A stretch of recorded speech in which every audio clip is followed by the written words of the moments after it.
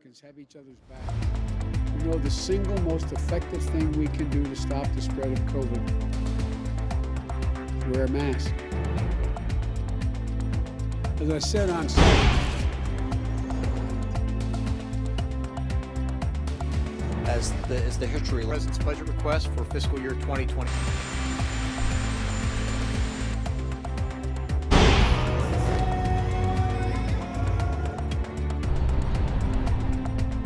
대장 김영식 동지, 공군 대장 조선민주주의인민공화국.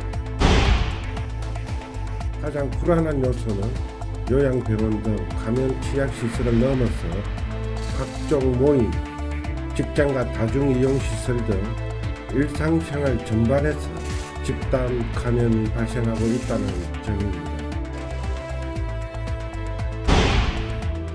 부작용을 찬찬히 보고 여러 가지 시스템을 완비하고 그렇다면은 아무래도 2, 4분기 이후에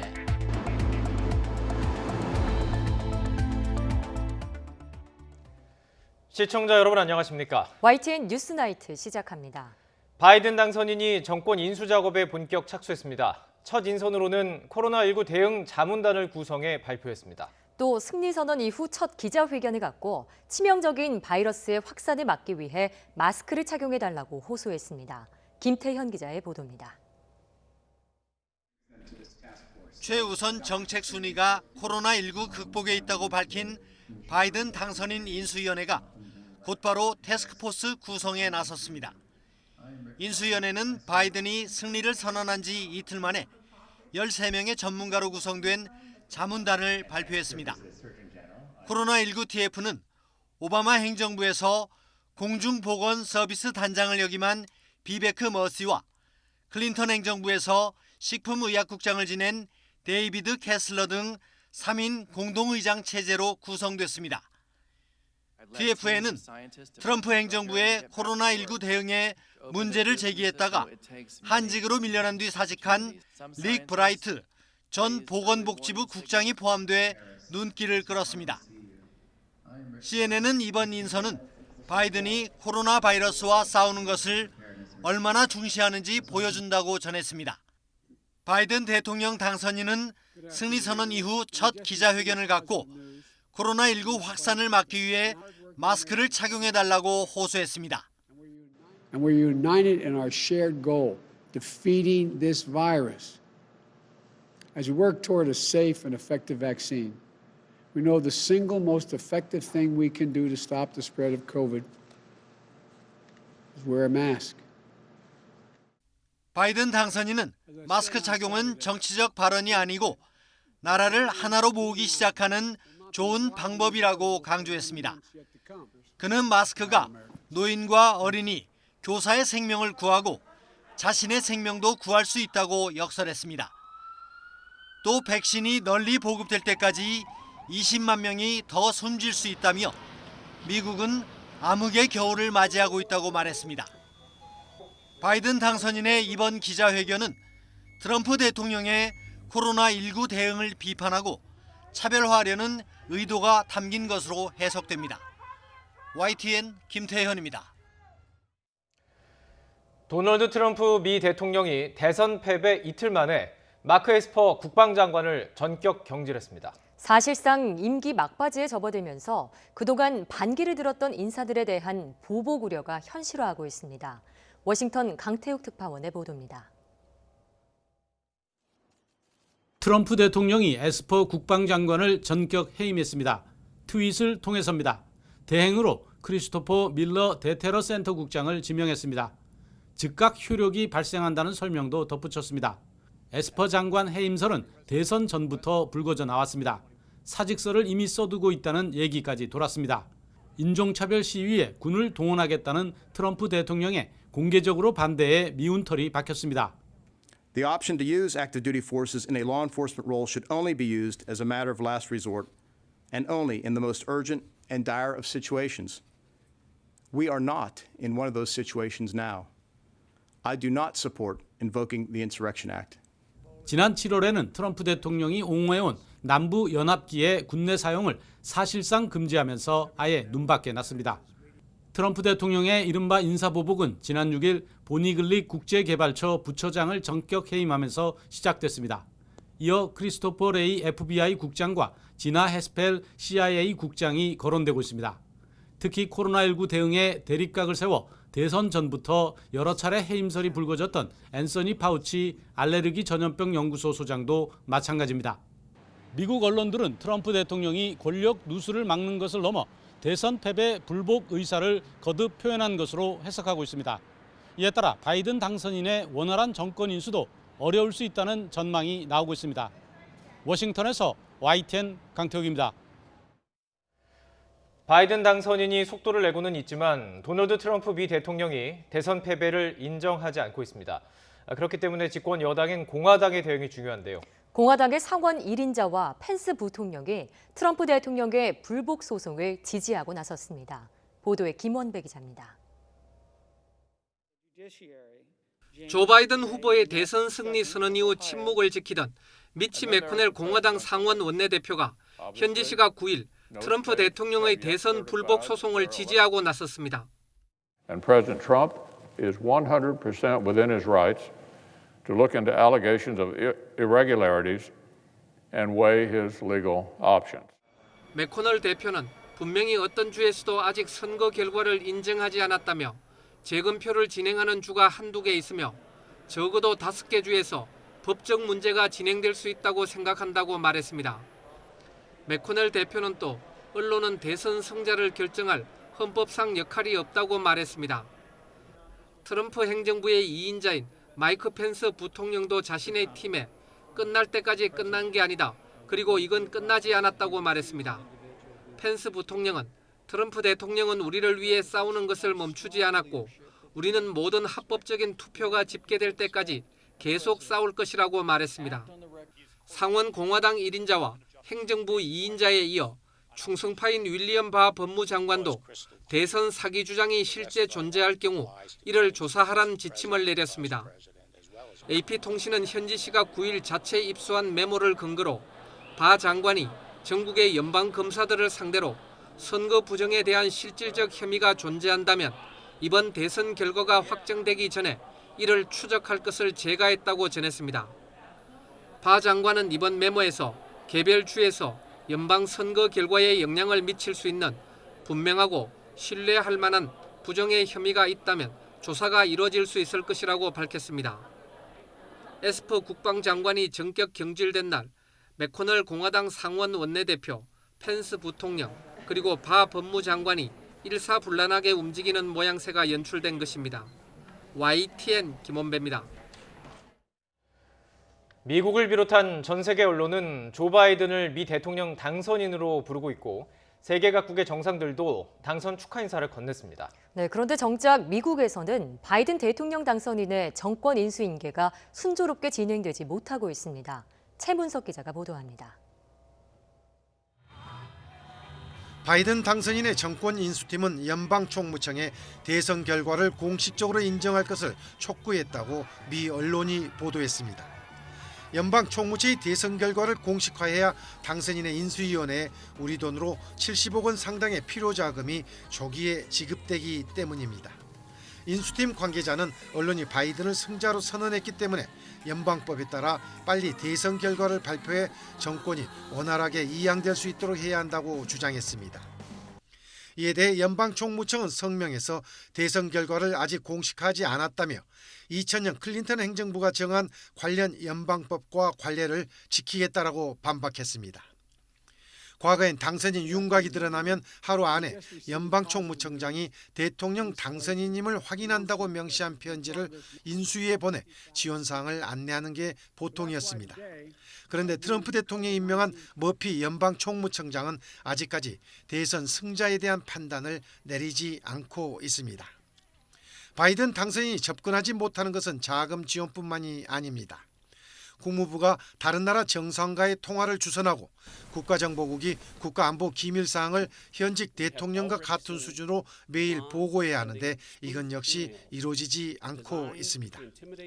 워싱턴 포스트는 백악관이 정부 부처에 바이든 인수팀에 협조하지 말 것을 지시했다고 보도했습니다. 바이든 정권 인수팀은 공식 절차를 진행하지 않으면 법적으로 대응하겠다고 경고하고 있고 온라인에서는 머피 청장의 사진을 게재하며 비판 여론이 높아지고 있습니다. YTN 최문석입니다.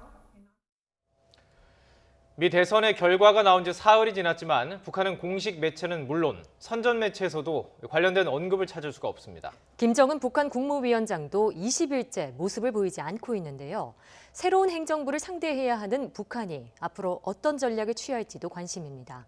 보도에 황희경 기자입니다. 백악관의 새로운 주인은 바이든으로 확정됐지만 북한은 여전히 아무런 반응도 보이지 않고 있습니다. 마음에 들든 들지 않든 대선 결과 확정 이틀에서 사흘 사이 논평이나 보도를 내던 전례와는 다른 모습입니다. 내심 트럼프 대통령이 재선되기를 바랐기 때문일 가능성도 있고 또 트럼프 대통령이 불복해 소송전에 나설 것으로 보이자 상황을 좀 더 지켜보는 중일 가능성도 제기됩니다. 면밀히 관찰하고 검토하고 있긴 하겠지만 한국 정부가 미국 그 새 행정부 라인과 어떤 협의를 하고 있는지 어떤 메시지가 올 것인지를 먼저 좀 기다리고 있는 것들이 있을 것이고요. 80일 전투가 좀 급하고 내년 8차 당대 때 경제 발전 5개년 계획을 이제 제대로 짜서 내보이는 게 일단 급한 상황이기 때문에 우리 정부도 북한이 별다른 반응을 보이지 않는 데 대해 주목하면서 동향을 예의주시하고 있습니다. 통일부 당국자는 중국과 러시아 등 미 대선 결과에 대해 아직 공식 반응을 보이지 않은 나라들이 있고 트럼프 대통령의 승복 연설도 아직 없었다는 점 등에 주목하면서 북한이 침묵을 지키고 있는 이유를 분석해 보도록 하겠다고 밝혔습니다.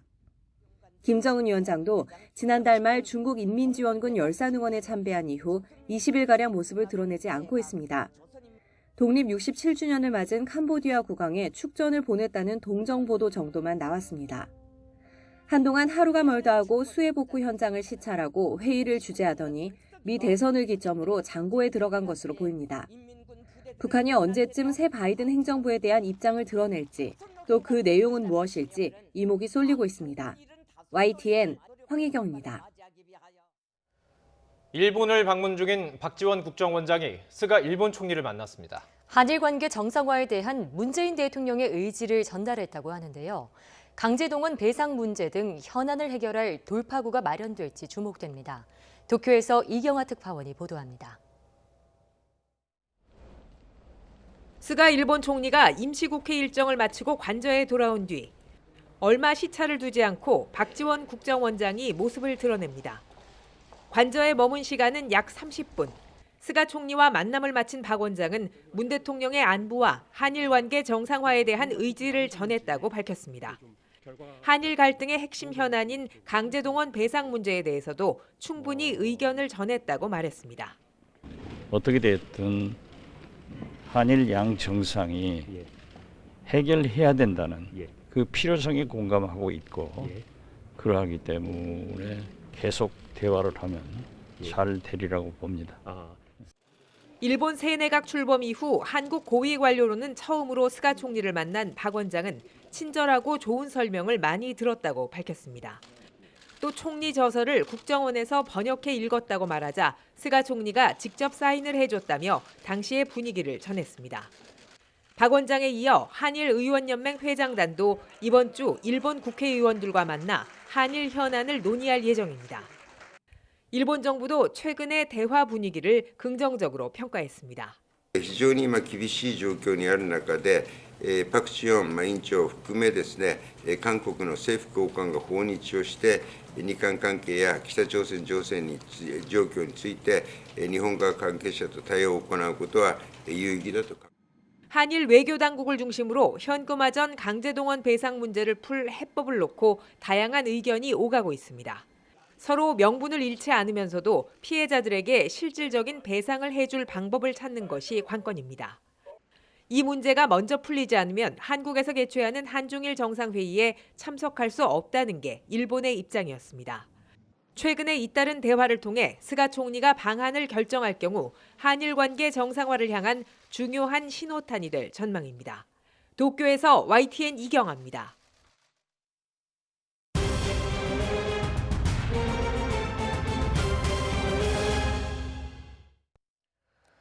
코로나 확산세에 다시 주목해야 할 것 같습니다. 세 자릿수, 그러니까 100명 이상의 신규 확진자가 사흘째 이어지고 있습니다.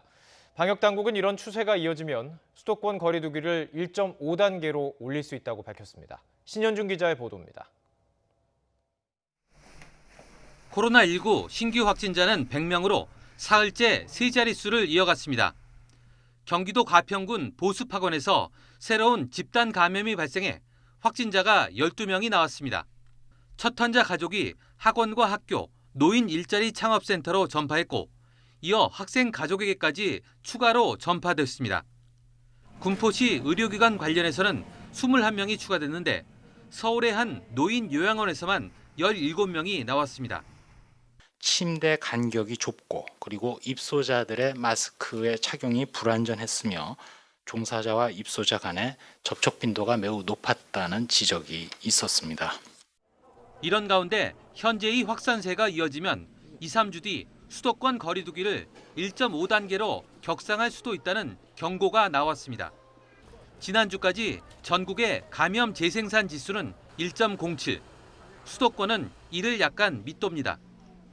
감염 재생산 지수는 환자 한 명이 얼마나 많은 사람에게 바이러스를 옮기는지 보여주는 지표인데 이를 넘으면 방역 대응이 전파 속도를 따라잡기 어렵다는 의미입니다.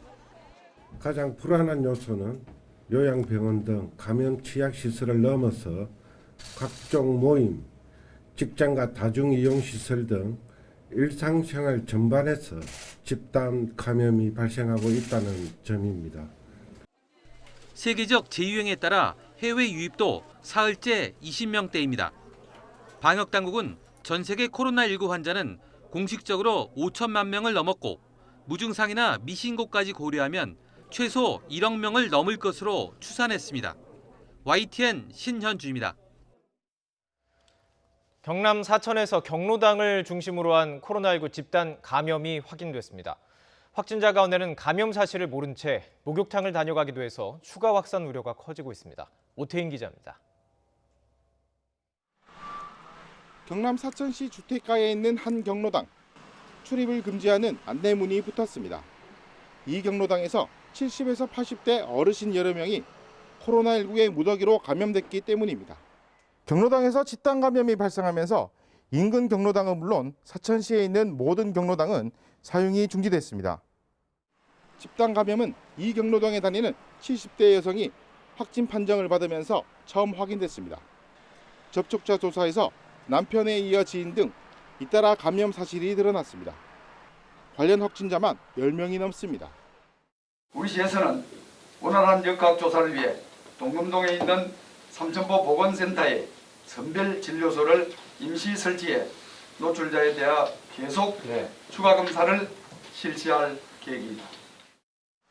특히 첫 확진자인 70대 여성 남편과 목욕탕에서 접촉한 60대도 감염되면서 추가 확산 우려도 큽니다. 확진자 대부분이 나이가 많고 앓던 병이 있어 방역당국도 비상입니다. 대부분 60대에서 80대의 어르신들로 되어 있고요. 약간의 기저질환도 가지고 계신 분들도 있습니다. 이분들의 건강 상태는 계속해서 면밀히 확인해 나갈 예정입니다. 천안 콜센터 집단 감염도 확산세가 멈추지 않고 있습니다. 자가격리하던 직원과 확진자 자녀가 추가로 양성 판정을 받아 관련 확진자가 30명을 훌쩍 넘었습니다. 생활 모임과 직장 등을 매개로 시작된 집단 감염이 접촉자와 지인 등으로 퍼져나가면서 방역 당국의 고민도 깊어지고 있습니다. YTN 오태인입니다. 화이자의 백신 소식은 우리나라에서도 큰 관심을 끌었습니다. 시민들은 크게 반겼지만 전문가들은 다소 신중한 반응을 보였습니다. 정부는 만약 코로나 백신이 상용화된다면 내년 하반기 접종이 목표라고 밝혔습니다. 이영원 기자입니다.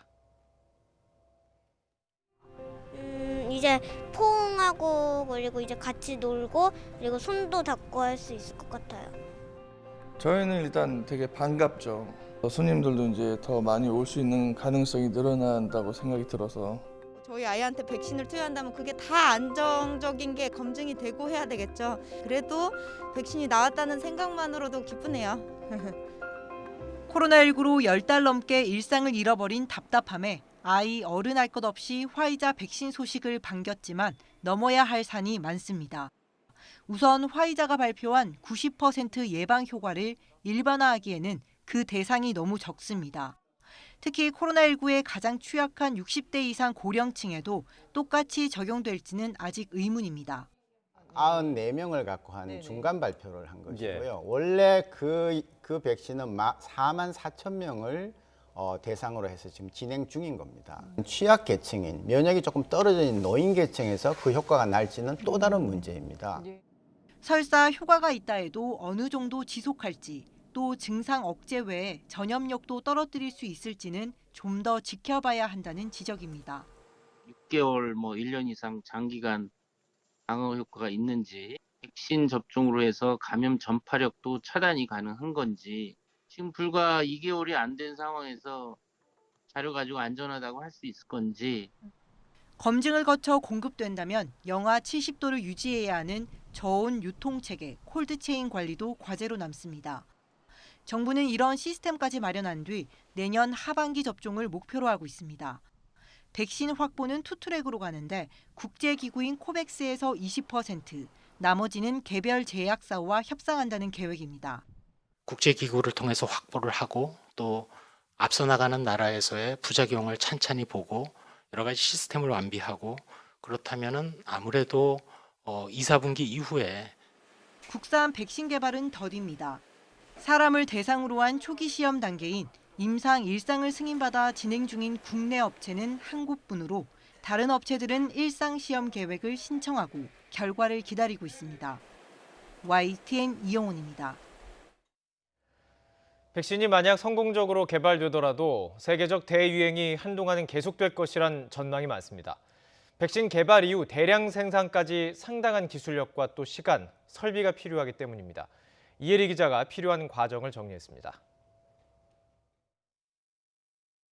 일반적인 사백신 생산의 첫 단계는 바이러스를 대량으로 배양하는 작업입니다. 이어 배양된 바이러스의 감염성을 제거하고 체내 주입했을 때 항체 생성이 가능한 상태로 만듭니다. 마지막으로 이를 유통이 가능한 형태로 포장하면 백신이 완성됩니다. DNA를 활용한 백신은 생산 과정이 다릅니다. 먼저 세포에 항체 생성이 가능한 DNA를 투여합니다. 그런 다음 이 세포를 대량으로 배양하고 핵심 물질을 추출하는 과정을 거친 뒤 유통이 가능하도록 포장합니다.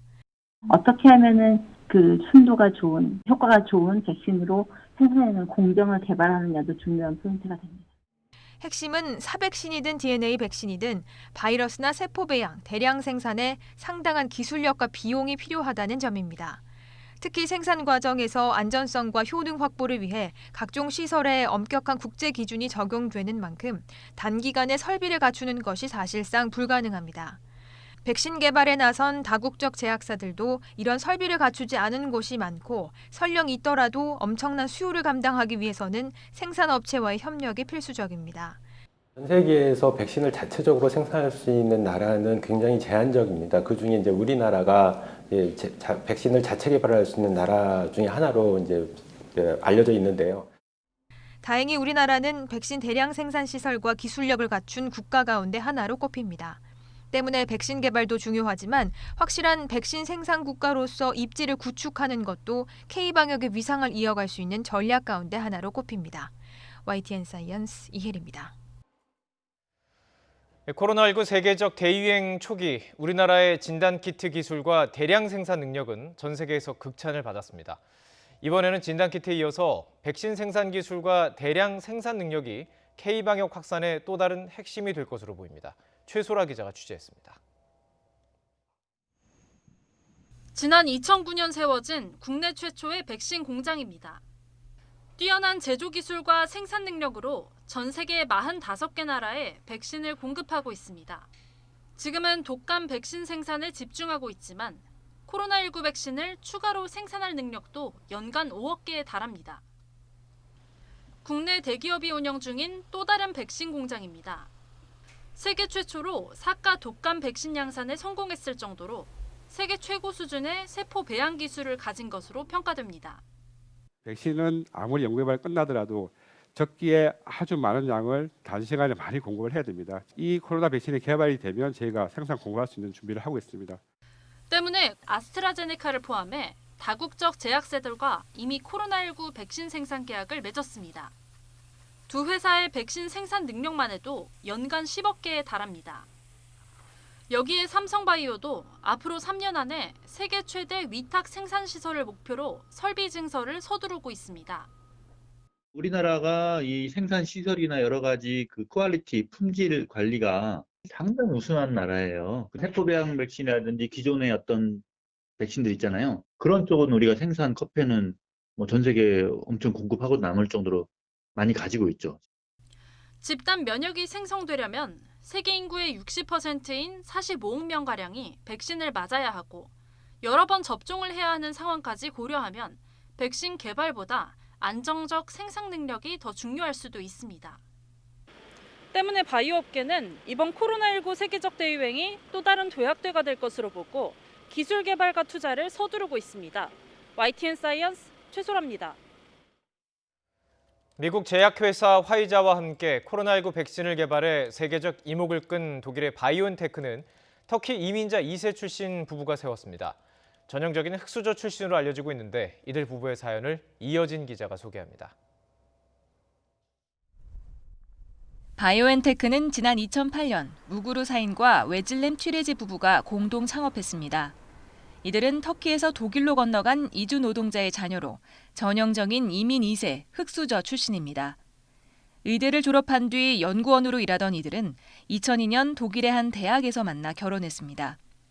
결혼식도 실험실에서 실험복을 입고 올렸고 혼인신고를 한 뒤 다시 연구실에 돌아왔을 정도로 연구에 헌신적이었습니다. 애초 바이오엔테크는 항암 면역치료법 개발에 주력했는데 코로나19 백신 개발에 뛰어든 건 올해 초입니다. 중국에서 코로나19가 발병하자 발빠르게 500명 규모로 개발팀을 꾸렸습니다. 남편 사인은 올해 1월 코로나19에 관한 기사를 읽었을 때 아내에게 4월이면 독일도 학교 문을 닫을 것으로 예고했다고 한 인터뷰에서 말했습니다. 실제로 독일에서는 이보다 한 달 앞선 지난 3월 휴교령이 내려졌는데 바이오엔테크는 이때 이미 20가지의 백신 후보 물질을 개발했습니다. Und was wir durch diese Studie nachweisen können, dass der Impfstoff verträglich ist und Nebenwirkungen mild und moderat sind, keine schwerwiegenden seltenen Nebenwirkungen vorhanden sind. 백신의 예방 효과가 크다는 소식이 전해지면서 이들 부부는 갑부대열에 올랐습니다. 주가가 급등해서인데 현지 시간 9일 23.4% 오르며 시가총액이 우리 돈 25조 원으로 뛰었습니다. 바이오엔테크는 빌 게이츠 마이크로소프트 창업자가 5,500만 달러, 우리 돈 616억 원을 투자한 회사로도 알려져 있습니다. 부부의 성공에 대해 독일 베를린 지역지 타게스 슈피겔은 수십 년간 청과물 가게에서 일하는 저학력 계층 정도로 여겨졌던 터키 이민자의 쾌거라고 평가했습니다. 하지만 부부는 여전히 자전거로 출퇴근하고 검소한 태도로 변함없이 연구에 전념하고 있다고 영국 데일리 메일이 전했습니다. YTN 이어진입니다. 러시아의 당국자가 러시아가 자체 개발한 백신도 화이자와 비슷한 효과가 나왔다고 주장했습니다. 러시아 국립내과 예방의학센터 드라프키나 소장은 일반인 대상으로 러시아 개발 백신 접종의 효능을 관찰한 결과 효능이 90% 이상이라고 밝혔다고 타스 통신이 보도했습니다. 러시아 정부는 앞서 지난 8월 러시아 개발 백신을 세계 최초로 승인했지만 통상적인 백신 개발 절차와 달리 3단계 임상시험을 건너뛴 채 곧바로 국가 승인을 받으면서 효능과 안전성에 대한 우려를 낳았습니다. 첫 고위공직자 범죄수사처장 예비 후보로 민주당과 국민의힘이 확실히 각을 세우면서 어느 쪽이든 최종 후보에 선정될 가능성이 희박해지고 있습니다. 자연스레 대법원 법원행정처장과 법무부 장관이 추천한 인물에 관심이 더 쏠리고 있습니다. 이경국 기자입니다. 고위공직자 범죄수사처장 예비후보 11명의 명단이 확정되면서 더불어민주당과 국민의힘 의도가 더욱 명확해졌습니다. 먼저 민주당 추천위원들이 내세운 예비후보 2명은 모두 판사 출신 변호사들입니다. 검찰의 직권남용과 직무유기를 공수처 출범의 직접적인 배경으로 내세우면서 검찰 출신은 최대한 배제해야 한다는 점을 명확히 하고 있습니다. 권력 남용에 대한 통렬한 자기 반성과 자기 개혁이 선행되어야 합니다. 이 시대 최고의 개혁 과제인 검찰 개혁을 완수하겠다는 말씀을 드립니다. 반면 국민의힘 측이 내세운 예비 후보들은 모두 이른바 특수통을 비롯한 검찰 출신들입니다. 공수처도 수사기관인 만큼 수사를 잘 아는 전문가가 지휘봉을 잡는 게 당연하단 겁니다. 독립적이며 권력의 비리에 관해서 주저없이 척결해낼 수 있는 그런 소신을 가진 분들을 많이 추천한 걸로 알고 있습니다. 이렇게 팽팽히 맞서게 되면 여야가 추천한 예비 후보가 최종 후보 2명에 오를 가능성은 그만큼 멀어지게 됩니다. 민주당이 정치적 공방을 줄이기 위해 민변 출신이 아닌 법조인을 추천했지만 이미 공방은 시작됐고 국민의힘도 어차피 될 가능성이 크지 않다는 생각에 검찰 출신이 돼야 한다는 메시지를 내는데 무게를 뒀습니다. 실제 국민의힘 측이 추천한 석동현 변호사는 SNS에 자신이 최종 지명될 가능성이 없다는 것을 알지만 공수처가 괴물이 되지 않게 해야 한다는 심정에 요청을 수락했다고 밝혔습니다. 이렇게 되면서 자연스레 법원 행정처장이 추천한 최훈식 변호사와 법무부 장관이 추천한 전현정 변호사에 관심이 집중됩니다. 검찰 출신인 최 변호사는 이명박 정부 시절 저축은행 비리 합수단장을 맡았고 유일한 여성 예비 후보이자 판사 출신인 전 변호사는 한센인 국가배상 인정 판결 등을 하며 인권 분야에 관심을 가져왔습니다. 추천위원회는 오는 13일 열릴 2차 회의부터 본격적인 후보자 검증에 돌입합니다. 위원회가 추천위원 7명 가운데 6명이 동의하는 후보 2명을 정한 뒤 문재인 대통령이 이 중 1명을 지목하면 인사청문회를 거쳐 최종 임명됩니다. 민주당은 이달 안에 인사청문회를 마치고 공수처장을 임명해야 한다고 압박하고 있습니다. 하지만 여야 사이 어떤 후보가 더 적합한지를 놓고 설전부터 벌여야 하는 상황이어서 민주당의 의도대로 될지 낙관하긴 힘든 상황입니다. YTN 이경국입니다. 이런 가운데 국민의힘에서 초대 고위공직자 범죄수사처장 후보로 추천한 손기호 변호사가 사퇴한 것으로 확인됐습니다. 야당 공수처장 추천위원인 임정혁 변호사는 YTN과의 통화에서 손 변호사가 오늘 개인적인 사유로 후보직에서 사퇴한다는 뜻을 밝혔다고 설명했습니다. 임 변호사는 이어서 후보를 추가로 추천할지 여부에 대해선 당과 협의하진 않았다며 추가 추천이 가능한지에 대해서는 논의하겠다고 말했습니다. 고 김용규 씨 사망 사고를 계기로 정의당이 추진하고 있는 중대재해기업처벌법 처리에 국민의힘이 힘을 보태기로 했습니다. 보수 정당은 대기업에 친화적이라는 고정관념을 깬 행보인데요. 이와 별개로 민주당도 관련법 제정에 나서기로 했습니다. 보도에 최하영 기자입니다. 정의당은 2달째 사망한 노동자의 이름으로 매일 1인 시위를 하고 있습니다. 강은미 원내대표는 중대재해기업 처벌법 처리를 촉구하며 울먹이기도 했습니다. 9월 7일 보일러 배관 깔림 사망, 9월 7일 작업 중 급류에 휩쓸려 사망. 차마 계속 읽기가 힘듭니다. 정의당의 외로운 호소에 보수 정당인 국민의힘이 손을 내밀었습니다. 국민의힘 연구조직인 여의도 연구원은 중대재해기업 처벌법 정책 간담회를 열고 협력 의지를 표했습니다. 안전조치를 만들 수 있는 제도적 자체가 마련이 되었냐, 법적으로 규제를 해야 될 상황들이 있을 것 같으면은 그걸 이 산업안전 문제에 관해서는 초당적으로 할 수밖에 없지 않느냐 하는 생각을 해요. 또 사업주 처벌과 징벌적 손해배상제 도입에도 긍정의 신호를 보냈습니다. 보수와 진보를 대표하는 두 당은 지난달에도 노동 현안 해결에 공감대를 쌓았습니다. 이와는 별개로 민주당은 독자적으로 중대재해기업 처벌법을 발의하기로 했습니다. 이낙연 대표가 법 제정을 서두르라고 말한 지 2달 만입니다. 노동존중 국회의원단께서 노동존중사회 실천에 보탬이 되는 정책들을 속도감 있게 추진해 주시리라 기대합니다. 정의당은 두 당의 결정을 환영하면서도 확실하게 당론으로 채택해달라고 촉구했습니다. 여야가 중대재해기업 처벌법에 관심을 갖고 뜻을 모으기까지 3년이 넘게 걸렸습니다. 너무 늦었지만 이제라도 노동자 안전을 위해 제대로 된 법안을 만드는 것이 여야 앞에 놓인 새로운 숙제입니다. YTN 최하영입니다. 부양 의무를 충실히 하지 않았다면 재산 상속 자격도 박탈해야 한다. 이른바 구하라법의 골자입니다. 대한변호사협회가 기존 입장을 바꿔 구하라법 지지에 나서면서 21대 국회에서 입법까지 이끌어낼 수 있을지 주목됩니다. 백종규 기자의 보도입니다. 세상을 떠난 연예인 고 구하라 씨의 친오빠, 그리고 순직한 소방관 고 강한월 씨의 친언니가 다시 국회를 찾았습니다. 오래전 자식을 버린 친어머니들이 뒤늦게 나타나 재산 상속을 받는 현실을 바꿔달라고 호소하기 위해서입니다. 가족을 잃은 큰 슬픔을 겪은 유족에게 대한민국은 아직도 양육하지 않은 부모에게 상속의 권리를 온전히 인정해주고 있습니다. 자식을 키우는 것을 포기한 부모에게 자녀의 안타까운 사망으로 인한 상속 재산은 아무 제한 없이 가져가는 이러한 현재 상황이 과연 정의인가 하는 것입니다. 부양 의무를 제대로 하지 않은 부모의 상속권을 박탈하는 내용을 담은 이른바 구하라법. 20대 국회 때 발의됐지만 회기 만료로 폐기되면서 이번 21대 국회에서 다시 추진됩니다. 반대 입장이었던 대한변호사협회도 이번엔 유족과 함께했습니다.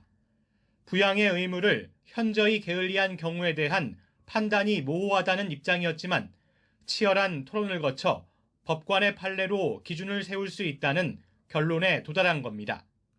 법률과 판례는 변경될 수 있습니다. 영구불변의 것이 아닙니다. 법률과 판례는 시대의 정신을 반영해야 합니다. 다시 법안 발의에 나선 더불어민주당 서영교 의원은 조속한 법 통과를 촉구했습니다. 빨리 통과시켜 주셔야 제2의 구하라, 제3의 구하라, 그리고 제4의 구하라가 나오지 않습니다. 구하라법이 다시 등장한 건 법이 시대 변화를 제대로 반영하지 못했다는 의미를 담고 있습니다. 이 개정안이 21대 국회에서 통과된다면 민법은 만들어진 지 60여 년 만에 새로운 변화를 맞게 됩니다. YTN 백종규입니다.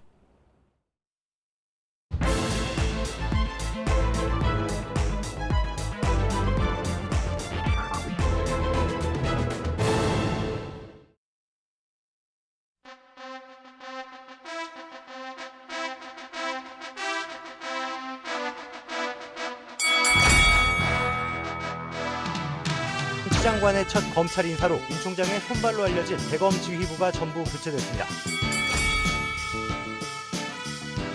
저랑 포함하는 것은 아니고 어느 거라고 되게 가까운 것은 아니고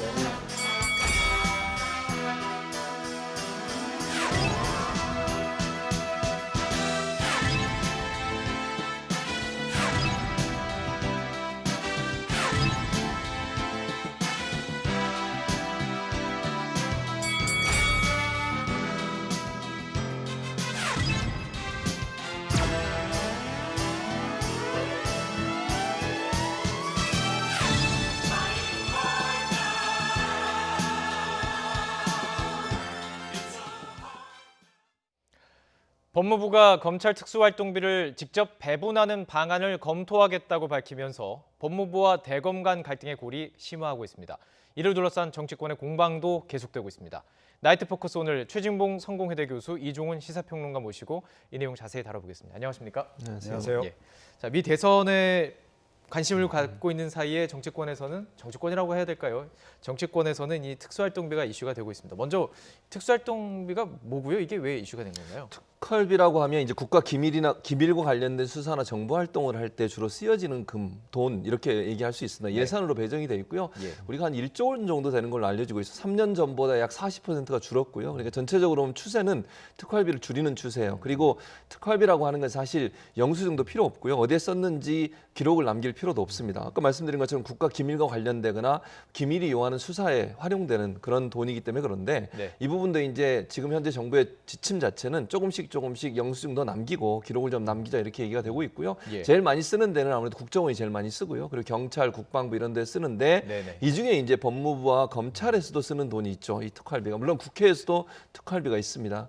이번에 이제 논란이 된 것은 이 법무부에 배정된 특활비가 이제 검찰로 넘어가는데 검찰총장이 특활비를 본인의 쌈짓돈 쓰듯이 쓴다라는 비판이 있었고 네. 그걸 가지고 이제 여야가 충돌을 하게 된 거예요. 예. 그리고 이제 야당에서는 검찰총장이 개인적으로 쓴 거 없다. 대신 법무부는 그러면 특활비를 어떻게 쓰고 있느냐. 또는 검찰로부터 일부 돈을 받아서 쓰는 것으로 주장을 하고 있는 상황이고요. 예. 또 법무부 입장에서는 법무부 장관은 특활비를 쓴 적이 없다라고 얘기하고 있는데 지금 야당의 주장은 법무부 장관은 쓰지 않지만 법무부 안에 검찰국이 있잖아요. 예. 검찰국장이 아마 이 돈을 쓰고 있다 이렇게 좀 주장을 하고 있어요. 이러다 보니까 이 특활비 문제가 결국 추미애 장관과 윤석열 총장의 충돌로 지금 비화되고 있는 상황이고 여야가 대리전 양상으로 지금 충돌을 하고 있어서 네. 이 문제가 정치의 어떤 중요한 이슈로 지금 떠오르고 있는 상황입니다. 예, 그렇습니다. 돈은 현대 사회에서 힘일 수밖에 없지 않습니까? 그 돈을 집행하는 권한을 누구에게 주느냐에 따라서 그 힘이 이제 전이가 되는 것인데 그렇기 때문에 이제 대검에서 쓰고 있는 그러니까 윤석열 그 총장이 쓰고 있는 돈에 대해서 문제 제기를 한 것이고 또 반대쪽에서는 그렇다면 법무부 추미애 장관 쪽에서 쓰는 돈은 문제가 없네. 지금 이렇게 된 거죠? 예. 그러니까 일단 추미애 장관이 먼저 이 문제 제기를 했죠. 네. 그러니까 이제 윤석열 검찰총장이 지금 대검 쪽으로 내려간 그러니까 특수활동비, 그러니까 특활비 대부분을 뭐 주머니 쌈짓돈처럼 쓰고 있다. 네. 하는 거 하나. 두 번째는 뭐냐면 서울중앙지검에는 많이 안 내려보낸다고 하더라. 예. 이거 두 가지였어요. 근데 두 가지 다 지금 이게 팩트 체크를 해본 결과 사실과 좀 어긋나는 거로 이렇게 확인이 되고 주장은 있죠. 좀 다르지만 일단 예. 서울중앙지검으로 그만큼 돈이 안 내려갔느냐. 이건 뭐 여야 의원들이 다 검증했지만 실제로 상당액이 지금 내려간 것으로. 그리고 또뭐 일부 보도 나오는 걸 보면 윤석열 검찰총장이 그 올 1년 동안 최근까지 쓴 특활비 액수보다 이성윤 서울중앙지검장이 쓴 액수가 더 많다. 이런 보도도 지금 나오고 있는 그런 그 상황이고. 예. 그리고 이게 쌈짓돈처럼 쓸 수가 없어요. 그러니까 이제 굉장히 기밀을 요하는 비밀리에 사용하고 영수증도 첨부가 안 되고 그러니까 마치 이거를 제멋대로 쓸 수 있는 것처럼 생각을 하는데 예. 그러니까 이 대부분의 조직에서는 실제로는 이게 다 산하 조직으로 다 배분이 되는 그런 겁니다. 그러니까 대검찰청에 이 돈이 모여 있어서 검찰총장이 뭐 90여억 원에 달하는 돈을 자기 마음대로 쓸 수 있는 게 아니고 네. 나름 이제 내부 기준을 만들어서 그동안 해온 과정도 있고. 각 지검들에 이제 다 배분을 하는 거예요. 네. 수사비로 실제로는 사용하는 겁니다. 그래서 만약에 어떤 검찰총장이 총장이 새로 와가지고 이 중에 일부를 내가 한 10억 정도는 내가 마음대로 쓰고 싶어 하면 오히려 그게 더 문제가 될 수 있는 그런 상황이에요. 그런데다가 예. 이 윤석열 그 총장이 지금 굉장히 엄정한 상황이잖아요. 그리고 어떻게 보면 여당이 자기를 계속 사퇴 압박을 하고 있는 그런 상황에서 특활비를 자기 임의로 막 썼을까? 이것도 사실은 상식이 안 맞는 거죠. 예, 그런 점에서 조금 이게 그 추 장관의 처음 의혹 제기 자체가 예. 좀 정치 공세적인 성격이 좀 강하지 않았나 이렇게 생각을 합니다. 자, 그렇다면 말씀해 주신 것처럼 그 보도가 사실인지 확인이 필요한 상황인데 그렇다면 왜 최초에 서울중앙지검으로 돈이 내려가지 않았다라고 주장이 나왔을까도 궁금하고 그래서 지금 이야기가 나오는 것은 아예 그 돈을 쓰는 그것을 법무부에 이제 일임을 하자. 또 그걸 가지고 하는 얘기가 그렇다면 인사권도 요즘 없는 상황에서 아예 뭐 정말 식물 검찰총장 만들려고 하는 것이냐 이런 지금 야당의 공격이에요. 그렇죠. 그러니까 그 부분도 사실은 실제 이제 중앙지검으로 내려가는 돈은 이제 언론의 보도를 보면 네. 줄은 건 분명한 것 같아요. 근데 예. 줄었는데 그 줄은 이유가 네. 결국 전체적으로 특활비가 줄어들면서 비율로 같이 줄어들었다 이렇게 주장을 하고 있어요. 그러니까 중앙지검에 돈이 안 내려간 건 아니고 내려갔는데 예전보다는 줄었다. 그런데 그 줄어든 이유가 전체 특활비의 총액이 줄어드는 바람에 줄어들었다 이렇게 좀 주장을 하고 있는 상황이고요. 예. 아마 이제 그런 얘기를 아마 추미애 법무부 장관이 이제 들었다라고 얘기를 했거든요. 네. 그래서 이제 뭐 많은 여론이나 아니면 언론이나 아니면 야당에서는 이제 중앙지검장이 얘기를 했지 않았을까라는 의혹은 제기하고 있습니다. 그러나 어디서 들었는지는 법무부 장관이 지금 밝히지 않고 있기 때문에 그런 얘기를 들어서 이제 본인이 얘기를 했으니까 누군가 얘기를 해줬겠죠. 예. 그래서 이제 논란이 됐었고 그 다음에 이제 그러면 법무부에서 이 특활비를 나눠준다 하는 부분이 논란이 되는 이유는 방금 지적해 주신 것처럼 이게 수사에 들어가는 돈이잖아요. 수사에 쓸 수 있도록 그러니까 영수증을 남기지 않고 특수수사나 아니면 보안이 용하는 수사에 돈을 쓰도록 특활비가 지급이 되는 건데 네. 법무부에서 만약에 검찰에게 찍어서 준다고 하면 법무부가 원하는 수사에 더 많은 돈을 주고 원하지 않는 수사에는 특활비를 지급하지 않아서 수사의 일정 부분 개입하려는 의도가 있지 않나는 비판이 일고 있는 겁니다. 그래서 이런 비판이 나오자 법무부가 사실은 이거는 아이디어 차원에서 얘기를 한 거지 실제 실행할 계획은 아직까지 없다고 얘기를 했어요. 어느 정도 선을 그었거든요. 아무래도 이런 비판이 나올 수 있다고 하는 문제점을 인식한 것 같아요. 왜냐하면 어쨌든 특활비가 들어가는 곳은 수사가 진행돼야 하는 곳인데 그 특활비를 특정 수사에 만약에 배당을 했을 경우에 그것이 논란이 될 수 있는 소지는 충분히 있거든요. 그런 차원에서 아마 법무부는 그게 실행되기는 제가 볼 때 조금 어렵지 않을까. 아이디어 차원에서 얘기는 나왔지만 실제 그게 실행이 돼서 법무부가 검찰의 어느 지검 또는 어느 수사에 이 돈을 써라라고 배정해서 주기는 좀 어렵지 않을까 하는 생각이 듭니다. 그렇군요. 더군다나요. 이게 검찰 개혁에 역행하는 조치예요, 결과적으로. 그러니까 지금 안 그래도 지금 법무부 장관이 이 검찰이 그동안 상당히 자율성을 갖고 지금 운영을 해왔던 인사권을 굉장히 지금 직접 행사를 하고 있는 이런 상황이에요, 그죠? 인사권 직접 행사하고 검사들에 대한 인사, 게다가 예산권까지도 직접 법무부 장관이 행사한다라고 하면 검찰총장은 그냥 허수아비가 되는 거죠. 자, 그게 과연 검찰 개혁이냐? 아니라는 겁니다. 그러니까 지금 그 여당이 야당 시절에 계속 주장했던 검찰 개혁의 가장 핵심은 뭐냐면 권력으로부터의 독립이에요. 권력으로부터 독립. 네, 권력으로부터 독립이죠. 정치적 중립. 그래야 뭐 권력형 비리 수사도 가능하다.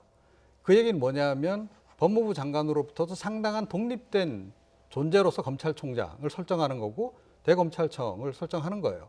만약에 지금식으로 지금 추 장관이 주장하듯이 인사권 다 법무부에서 행사하고 예산권 다 법무부에서 행사하면 검찰총장이 일단 필요가 없죠. 그냥 법무부의 검찰팀 이렇게 가면 되는 겁니다. 그죠? 그래서 그냥 법무부 장관이 직접 수사도 다 관계하고 지시하고 다 이런 식으로 가면 되는데 왜 그렇게 안 했는가? 왜 이 검찰청을 지금 굉장히 독립적인 조직으로 만든 이유가 뭔가? 역사적인 맥락이 있는 거잖아요. 민주화 운동의 한 결과로서 지금 만들어진 겁니다. 자, 그런데 이거를 다 원위치시키겠다? 이건 결국 그동안에 해온 민주화 조치들을 역행하는 조치이고 검찰 개혁의 본래 정신도 훼손하는 거나 다름없다. 이런 말씀을 안 드릴 수가 없어요. 그렇게 말씀해 주셨는데 권력으로부터의 독립 이 부분에 대해서 해석이 이제 달라지는 겁니다. 그러니까 여권에서 해석하는 것은 윤석열 총장이 정치인으로서 권력화가 되고 있다라고 판단을 하기 때문에 그곳으로부터 이걸 분리를 시켜야 된다는 논리인데요. 그렇기 때문에 이게 정치 논리로 가고 있습니다. 여야 오늘도 거친 공방을 이어갔는데요. 김태년 원내대표 그리고 주호영 원내대표, 김태년 더불어민주당 원내대표와 주호영 국민의힘 원내대표 발언 모아봤습니다. 함께 들어보시죠. 광인 전략을 구사하는 것이 아닌가 그런 생각이 들었습니다. 나는 내 멋대로 할 일 다 하니까 싸워보자 이런 광인 전략을 구사하는 걸로 그런 판단을 내렸습니다. 최근 검찰총장이 전국을 유세하듯 순회하며 정치 메시지를 홍보하는 행태를 우리 국민은 불편해합니다. 네, 이 말씀하기 앞서서 이 광인 전략이 뭔지가 좀 궁금해요. 이게 있는 용어인가요? 뭐 이제 미국에서 쓰였던 얘기긴 한데 여기서 말하는 그 내용과 동일한 내용이라고 보긴 좀 어렵다고 저는 보는데 광인 전략이라 하는 게 이런 표현 저는 좀 지나친 표현이라는 생각이 드는데 원내대표 입장에서는 이제 뭐랄까요 그냥 제가 말로 표현하기 좀 어려운데 그러니까 상대를 물어뜯어서 상대를 어떻게든지 좀 주저앉히려고 하는 의도가 있지 않나는 그런 주장인 것 같아요. 근데 뭐 그렇게까지 표현할 필요는 없다는 생각이 듭니다. 그런 생각이 들고 일단 또 하나 이제 지금 현재 이제 여당에서 얘기하는 건 이런 것 같아요. 윤석열 총장의 행보를 보면 요즘 너무 이제 정치적인 모습으로 비칠 수 있는 부분들이 있다라고 하는 부분이에요. 물론 뭐 검찰총장이 뭐 지방에 있는 지검을 돌아다니는 건 뭐 자연스러운 현상 중에 하나라고 보여집니다. 그런데 특히 이제 이런 부분들이 최근에 있어서 행보가 많아졌고 특히 이제 법무부와 충돌이 잦아지면서 또 여권이 총장을 공격하는 모습이 많이 비춰지면서 이제 그런 모습이 비춰지니까 이 정치적 행보가 아니냐는 비판이 있는 것이고요. 또 하나는 이제 언론도 좀 저는 이렇게 총장이 한 말을 그냥 하나하나 다 보도해가지고 정치화되는 것도 저는 문제라고 봐요. 왜냐하면 총장이 그냥 가서 한 말이에요. 저는 총장으로서 할 수 있는 말을 했다고 보고 뭐 검찰이 중립을 지키자 이건 원론적인 얘기잖아요. 근데 그걸 마치 뭐 현 정부에 대한 공격인 것처럼 이렇게 보도를 하는 것도 저는 부적절하다고 봐요. 그러니까 그런 모습을 자꾸 만들어내서 마치 총장이 뭐 현 정부와 각을 세우는 것처럼 비춰지게 하는 것도 저는 부적절하다고 보여지는데 그런 모습들이 결국은 검찰총장이 마치 현 정권의 검찰총장의 대립각을 세우면서 정치적 행보를 하고 있다라고 하는 비판을 받게 되는 요인으로 작용한다고 보여지거든요.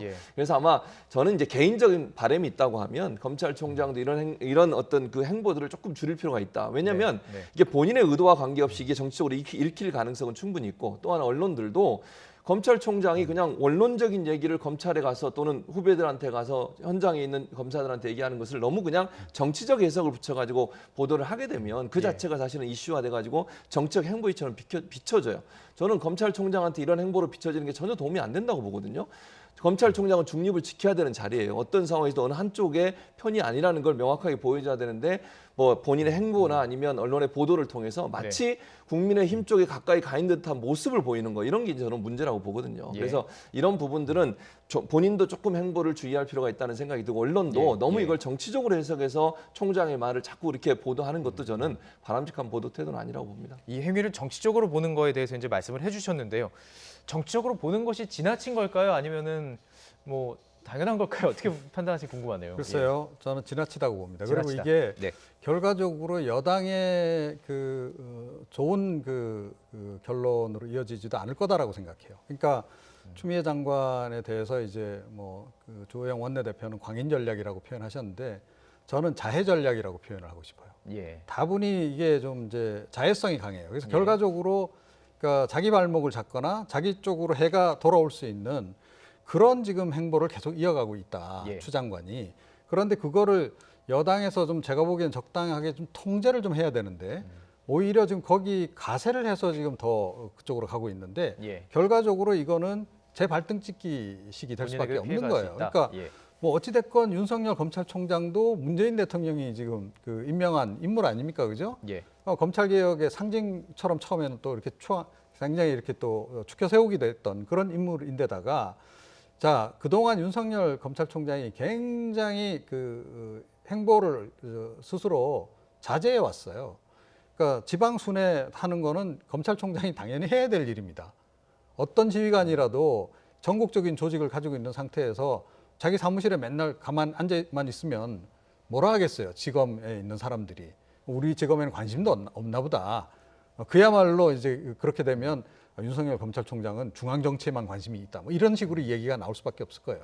자, 그래서 코로나19 사태도 있고 그래서 굉장히 대외 활동을 자제를 하다가 최근 들어와서 비로소 이제 이제 코로나19도 약간 좀 장기화되고 있고 그런 이제 상황이고 하다 보니까 지방 순회를 계속 미룰 수는 없는 거죠.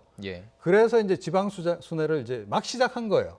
근데 시작한 지 며칠도 안 됐는데 벌써 전국 유세 다니듯이 이렇게 한다는 식으로 그런 식으로 압박을 가하는 거, 그건 결국 뭐냐면 윤석열 검찰총장은 사무실에서 한 발자국도 밖에 나오지 마세요, 그 얘기를 지금 하고 있는 거란 말이에요.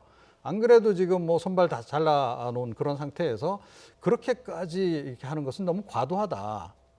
이거야말로 이제 정책 공세인데 국민들이 그걸 과연 어떻게 볼 것인가를 잘 생각해야 할 것이다. 저는 그렇게 생각합니다. 그렇군요.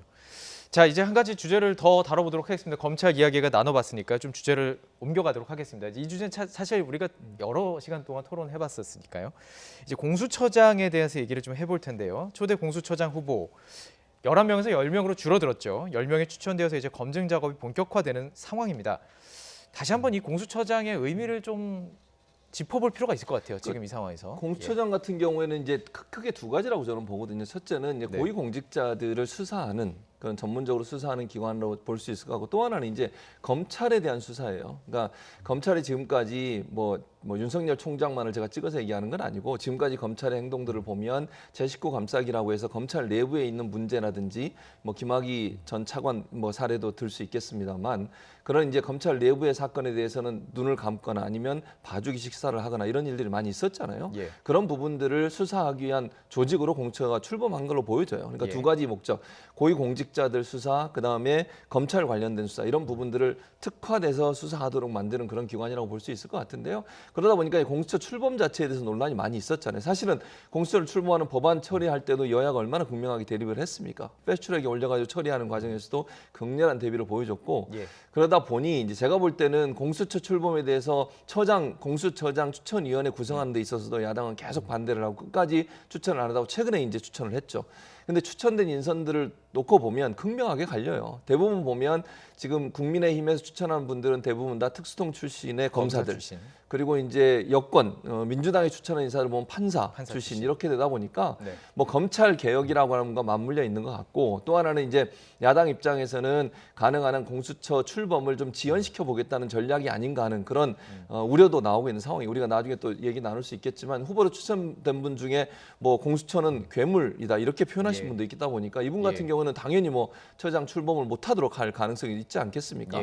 그런 여러 가지 상황으로 돼 있어서 이게 과연 잘 순탄하게 출범이 될지도 좀 지켜봐야 되는 상황이 아닌가 하는 생각이 듭니다. 한 분 한 분 좀 살펴보기에 앞서서 좀 기본적인 걸 하나만 더 질문드릴게요. 지금 공수처장 임명 절차에 대해서 나오고 있고 그러니까 공수처 후보고 추천이 있어요. 지금 현재 상황을 조금만 정리해 주시면 그 뉴스 이야기 쉬울 것 같아서. 그러니까 공수처장을 이제 최종적으로 이제 대통령에게 이제 최종안을 올리는 그런 추천위원회가 있는 거죠. 네. 그동안 지금 이제 국민의힘 쪽에서 그 추천위원을 이제 그러니까 후보자를 정하는 것부터 계속 지연 작전을 써서 이게 이제 성사가 안 됐던 거죠, 계속. 이제 그랬다가 이제 뒤늦게나마 어찌됐건 이 추천위원들을 지금 이제 국민의힘 쪽에서 이제 천거를 해서 일단 그 구성은 이제 이루어지게 된 거예요. 구성했고 이제 추천하기 시작한 자, 이제 거죠. 그 상태에서 이제는 최종적으로 그러면 이제 대통령에 이제 올릴 이제 공수처장 후보를 정해서 이제 올려야 되는 건데 이게 후보도 다 이제 지금 뭐 여야가 지금 이제 추천을 지금 해놓은 여기서 이제 추려나가는 거죠. 그런 상황인 거고 이제 여기서 이제 추천위원회에서 이제 이거를 이제 최종적으로 추려서 대통령에게 복수 추천을 하게 되면 대통령이 최종 결정하는 그런 그 상황으로 이제 가는 거죠. 자, 지금 검사와 판사의 대결 구도 이렇게 좀 평론을 해주셨습니다. 어떻게 그러니까 보시는지. 지금 보니까 그 민주당 쪽에서는 검찰 출신은 피하고 싶은 것 같아요. 그러니까 조금 전에 말씀하셨듯이 공수처가 뜨면 그러니까 검사도 이제 수사 대상으로 해야 되는데 아무래도 검찰 출신이면 좀 이렇게 팔이 안으로 굽는다고 봐줄 가능성이 있지 않을까 이런 우려를 좀 하는 것 같고 그 반면에 이제 국민의힘 쪽에서는 공수처야말로 이제 고위공직자 수사를 하는 곳인데 이런 수사를 그동안 계속 해온 쪽은 결국 특수부 검사들이 해왔잖아요, 그동안에. 그러니까 특수부 출신을 임명을 해야 제대로 권력형 비리도 수사를 할 수 있을 것이다. 좀 이제 그런데 다만 성향이 기왕이면 약간 좀 그 우파 성향이 좀 강한 인물이면 우리에게 조금 유리한 쪽으로 현 정부 그 권력형 비리를 공수처에서 수사하는데 역할을 해줄 수 있지 않을까 이런 기대감이 좀 반영된 그런 이제 인물 추천이 아닌가 이렇게 생각합니다. 그렇습니다. 지금 말씀해주신 것이 딱 요약된 녹취가 있습니다. 관련 발언 저희가 준비해봤습니다. 함께 들어보시죠. 근데 지금 야당에서 추천한 처장을 보면요, 전부 다 특수부 출신입니다. 그러다 보니까 과연 이 공수처가 이렇게 돼버렸을 때 검찰을 제대로 견제할 수 있는 공수처 역할을 할 수 있을까? 공수처는 고위공무원들의 부정부패 비리에 관한 수사를 하기 위해서 만드는 것이지 검찰을 개혁한다, 검찰을 부순다 이게 공수처의 원래 목적이 아니거든요. 그래서 후보 추천 문제도 저는 가급적 정치권에서는 한 발 물러나 있는 게 맞다 이렇게 생각합니다. 이 두 주장을 다 들어보면 둘 다 일리가 있는 것 같아요. 검찰을 수사를 해야 되는데 검찰 출신이 가능할까? 그런가 하면 또 수사를 해야 하는데 검찰 출신이 해야 되는 거 아닌가? 뭐 어떤 쪽에 좀 무게가 가지죠? 저는 일단 아까도 말씀드린 공수처의 출범 목적 중에 하나가 검찰에 대한 견제 역할도 분명히 있는 거예요. 왜냐하면 우리나라 같은 경우에 검찰이 기소권, 수사권을 다 갖고 있잖아요.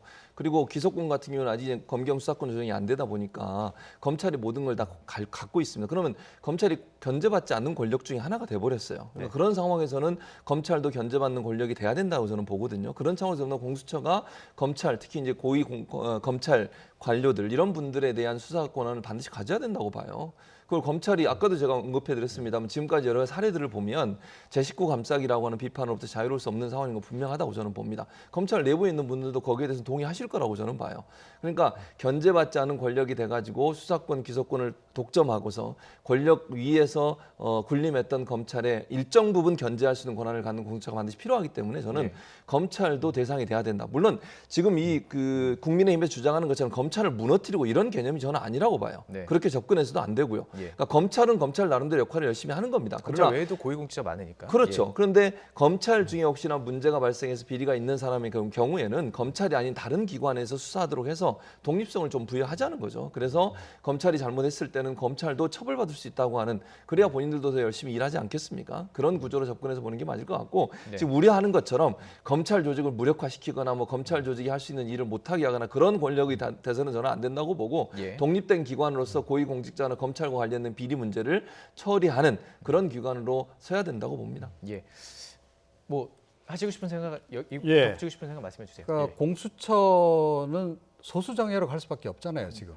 그러니까 대규모 조직으로 지금 가도록 지금 기획이 안 돼 있습니다. 그래서 소수 정예로 가야 된다라고 본다면 정말 수사 경험이 풍부한 사람들로 인적 구성을 가져가야 된다. 특히 공수처장 당연히 그렇게 가져가야 된다라고 보고요. 공수처를 만드는 이유가 뭡니까? 그리고 최근에 검찰 개혁하면서 검찰에서 특수부를 대폭 축소시킨 이유가 뭔가요? 특수부 기능을 결국 이 공수처에서 하도록 하겠다는 거 아니에요, 그렇죠? 자, 그렇다라고 본다면 사실은 특수통을 데려다가 앉히는 게 전 정상이다라고 봐요. 다만 이제 특수통 중에서 너무 정치적인 성향이 강한 사람들은 배제하고 정치적 성향이 좀 덜하면서 개혁 지향성이 강한 인물로 가져가는 게 실제로 굉장히 효율적일 것이다. 아니면 그야말로 수사 능력이 없는 분들이 분이 이제 공수처장이 됐다라고 전제하면 그냥 기관이 존재는 하는데 별로 하는 일은 없는 이런 그 상황이 될지도 모른다 이렇게 생각합니다. 자, 그렇다면 일단 이 공수처장이 임명이 될지도 지금 사실 불분명한 상황입니다. 조금 전에 말씀해 주셨던 석동영 변호사 같은 경우는 아예 공수처는 괴물기관이라고 노골적으로 표현하기도 했었고요. 계속 비토라는 과정들도 있잖아요. 그러니까 비토권이 있긴 해요. 야당에게 비토권이 있긴 한데, 그러니까 6명이 동의를 해야 돼요. 7명의 추천위원 중에 6명이 동의를 해야만 2명을 대통령님께 이제 추천을 할 수 있게 되는 건데, 이런 이제 출발하기 전부터 이런 얘기를 하시면 본인은 그냥 뭐 이거 막기 위해서 들어왔다 이렇게 이해할 수 있는 거잖아요. 저는 부적절하다고 봐요. 그러니까 속으로 그런 마음이 있더라도 이렇게 노골적으로 표현하게 되면 사실 국민들 볼 때 그러면 이 사람은 왜 들어왔지 여기에? 결국은 뭐 이거 판을 엎기 위해서 들어온 게 아니냐 이런 비판을 받을 수밖에 없잖아요. 그러니까 겉으로 따라주는 척하면서 실제로는 공수처 출범 자체를 아예 못하게 하겠다고 하는 그런 의도라고밖에 안 보여지기 때문에 저는 이런 발언을 하는 것도 부적절하다고 봅니다. 또 이런 생각을 갖고 계신 분을 공수처장 후보 추천위원회 이렇게 추천하는 것도 저는 바람직하지 않다고 봐요. 물론 본인들이 생각할 때 이분은 정말 적절하지 않다고 생각하면 비토권 할 수 있죠. 그러려고 비토권을 준 거 아닙니까? 그러나 일단 열린 마음으로 들어와서 논의를 할 수 있는 사람이 들어와야 되는 거 아니겠습니까? 처음부터 아예 나는 그런 생각이 없어 이런 분들을 추천한다고 하면 후보 추천위원으로 왜 이분을 추천합니까? 저는 그런 부분에 있어서는 국민의힘이 좀 전향적으로 다른 생각을 좀 하셔야 된다고 봅니다. 그러니까 일단 추천위원회 들어왔으면 열심히 노력해서 한번 찾아보고 그래도 안 되면 본인은 반대하겠다 이렇게 얘기하는 건 이해가 되지만 아예 시작 전부터 나는 이거 괴물로 보고 있기 때문에 아예 추천하는 것 자체를 막겠다 이렇게 나와버리시면 국민들이 볼 때 이게 필요한 것인가, 이런 분을 추천하는 게 과연 바람직한가 이런 비판이 있을 수 있을 것 같습니다. 이 과정 속에서 그래서 좀 난항이 예상이 되는 뭐 이유도 여기서 있는데요. 뭐 일각에서는 그렇기 때문에 법원이나 변협에서 추천하는 검사가 가능하지 않을까 이런 추측이 나오고 있어요. 좀 어려운 질문이긴 하지만 누가 될 것 같습니다. 그렇습니다. 그러니까 이제 여야가 추천한 그 후보는 오히려 상대적으로 최종 간택이 될 가능성이 좀 떨어진다 이렇게 봐야죠. 그러니까 서로가 서로를 견제할 것이기 때문에 그렇게 보면 비교적 이제 중립지대에 있는 이제 기관에서 이제 추천한 그런 인물 쪽으로 갈 가능성이 뭐 현실적으로는 높지 않나 이렇게 생각을 합니다. 또 그렇게 가는 게 바람직하다고 생각을 하고요. 그래서 마지막 중수부장 김경수 전 고검장 주목하는 뭐 언론의 시각도 있더라고요. 근데 모르겠어요. 그러니까 이분도 뭐 이분도 지금 그 국민의힘에서 추천하신 분 중에 한 분이잖아요. 그래서 비토를 넘어갈 수 있으니까. 그러니까요. 그런 부분들이 이제 좀 논란이 되는 것 같은데 뭐 이것도 지켜봐야 된다고 저는 생각해요. 어느 한 분을 우리가 여기서 뭐 그분이 적절하다 이렇게 얘기하는 것도 저는 바람직하지 않다고 보고. 저는 아까 이제 말씀을 제가 드렸습니다만 기본적으로는요 공수처의 원래 출범 목적에 맞는 분이 가야 된다고 보고 여야 어느 한쪽에 치우치지 않은 분이 가야 된다고 봐요. 그래야 공정성도 어느 정도 담보된다고 저는 보여지고요. 또 국민들이 볼 때도 그래야 그분이 하시는 어떤 수사에 대해서 신뢰감을 실어주지 않겠습니까? 그래서 여야가 추천하는 분들은 가능한 한 배제하는 게 저도 맞다고 봐요. 왜냐하면 정치적으로 편향된 어떤 모습을 보이는 순간 공수처장의 중립성 자체가 의심을 받게 되고 그걸 의심을 받게 되면 사실 공수처의 수사는 모든 수사는 정권의 뭐 친정부적이다 이런 비판도 받을 수 있는 거 아니겠어요? 그렇게 네. 해서 안 된다고 저는 보거든요. 그래서 중립적으로 할 수 있는 분을 잘 찾아야 된다. 이 추천위원들이 모이셔가지고 머리 싸매고 예. 정말 좋은 분을 가려내기 위해서 노력을 하셔야지 예. 뭐 처음부터 안 된다고 주장하시는 분도 저는 문제라고 보고 너무 정치적으로 편향된 분을 공수처장이 이렇게 추천하는 것도 저는 바람직하지 않다 이렇게 봅니다. 예, 이 설립된 취지에 맞는 정말 공정한 수사가 이루어질 수 있는 처장 임명되기를 기원해 보겠습니다. 다음 주제로 넘어가 보죠. 안철수 국민의당 대표가 야권 재편, 즉 신당 창당론이라는 승부수를 던졌습니다. 그런데 국민의힘 내부에서는 기류가 좀 엇갈리는 모습입니다. 관련 발언 들어보시죠. 제가 혁신 플랫폼 말씀드린 것이 범야권의 공동 노력 없이는 문재인 정권에 대한 견제가 제대로 이루어질 수 없다는 그런 절박감 때문입니다. 우리 당이 뭐 어느 한 정치인이 밖에서 무슨 소리 한다고 거기에 그냥 뭐 휩쓸리거나 그럴 정당이 아니라는 걸 내가 분명히 얘기를 해요. 자, 신당 창당까지 언급한 안철수 대표의 야권 재편 제안이었고요. 김종인 위원장은 곧바로 선을 딱 걷습니다. 뭐 이걸 두고 야권의 뭐 재편 주도권 싸움이냐 뭐 이렇게 분석도 있던데요. 어떻게 보셨습니까? 그러니까 뭐 급한 마음에 던진 카드긴 한데 예. 김종인 위원장이 받을 리가 없지 않나 이렇게 좀 생각을 하고요. 사실은 전체 판을 좀 흔들어 놓을 생각이었으면 지난 총선 전에 이 제안을 했어야 되는 거죠. 예. 예, 지난 총선 전에 해서 그야말로 총선 결과가 이렇게 보수의 참패 또 중도의 괴멸 이런 결과가 나오지 않도록 그때 했어야 된다라고 생각합니다. 그리고 그때 뭐 서로 합당해서 새로운 신당 창당까지 안 가더라도 선거 연대라도 제대로 이렇게 했더라고 본다면 그러니까 지난 총선에서 뭐 중도와 보수가 그렇게까지 그러니까 위축이 됐겠는가. 자, 그런 점에서 보면 그러니까 좀 이렇게 상황 판단 능력이 아직까지 조금 떨어지시는 게 아닌가 이런 생각이 좀 듭니다. 판세를 정확하게 지금 찝지 못했다고 보시는 것 같은데요. 그렇습니다. 그런데 어쨌든 국민의힘 안에서는 목소리가 좀 달라요. 장제원 의원 같은 경우는 저희가 이제 그 그래픽으로 보여드렸는데 정권 창출을 위해서 연대와 통합에 나설 때다 이렇게 주장을 하고 있거든요. 그러니까 뭐 장제원 의원이나 이제 비당권파 입장에서는 이런 주장들을 많이 하셨어요. 그리고 김종인 위원장에 대한 견제의 굴을 날리는 경우도 몇 번 있었고요.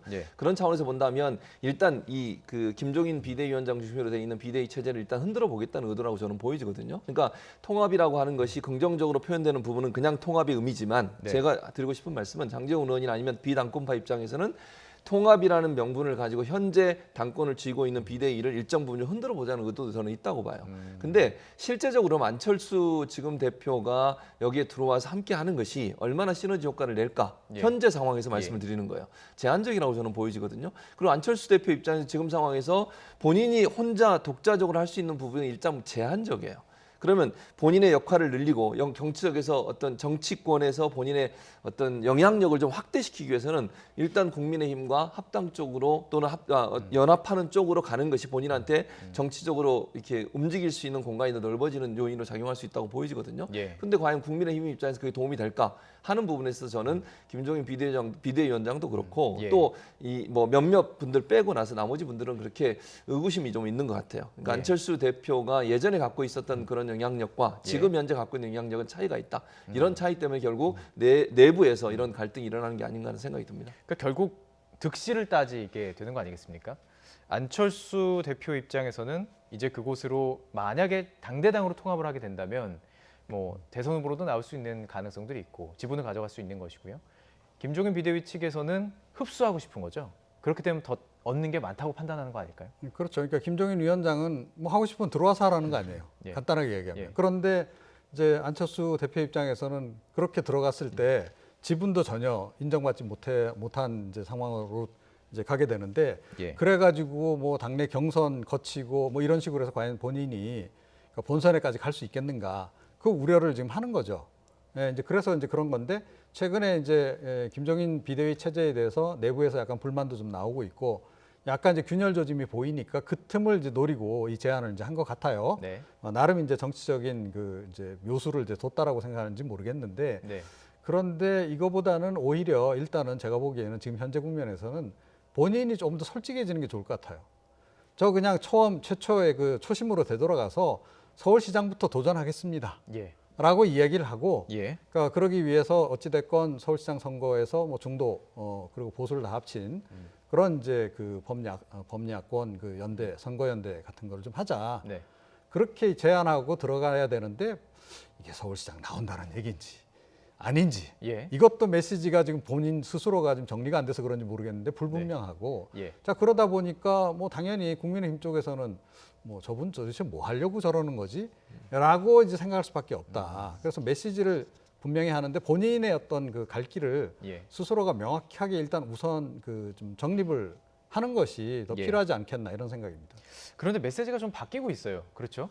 서울시장과 관련해서도 메시지가 조금 바뀌면서 마음이 있는 듯한 느낌을 주고는 있는데 사실 큰 선거를 앞두고 늘상 정계 개편이 있어 왔잖아요. 그렇죠. 이제 대선으로 이제 1년 한 6개월 남았습니다.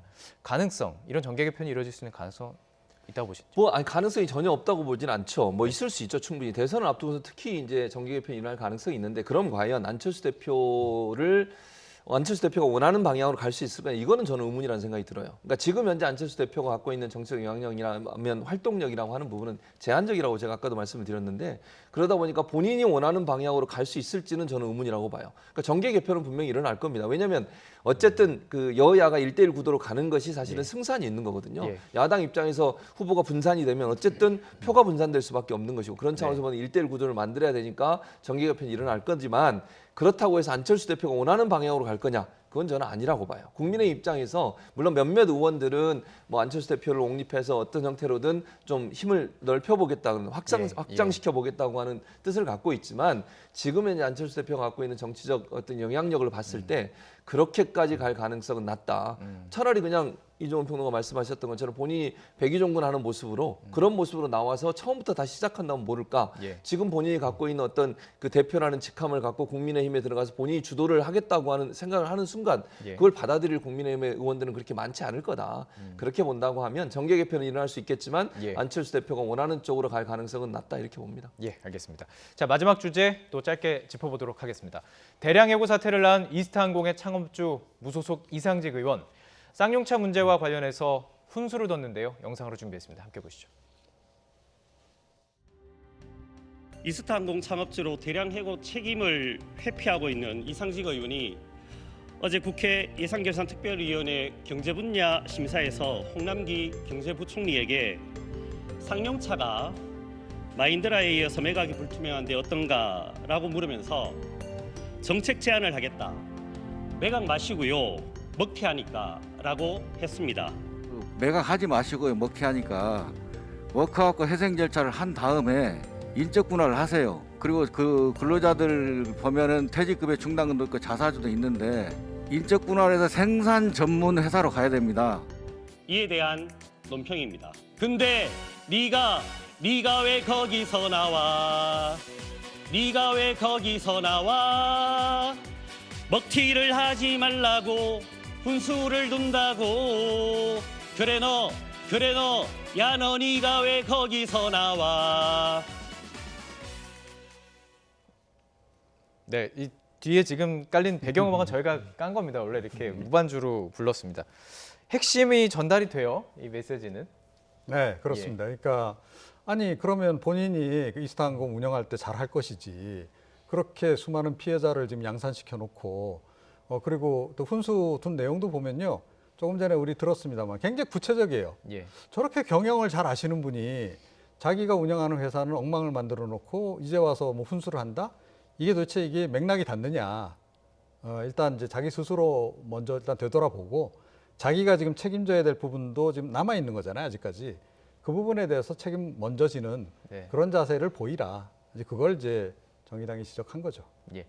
저는 혹시 이제 책임을 지겠다고 책임지고 다시 돌아가겠다고 얘기를 했잖아요. 그래서 이런 방법들에 대해서 이제 혼자 이렇게 생각을 하다가 실제 실천을 좀 하겠다라는 그런 의지가 담겨진 건 아닐까요?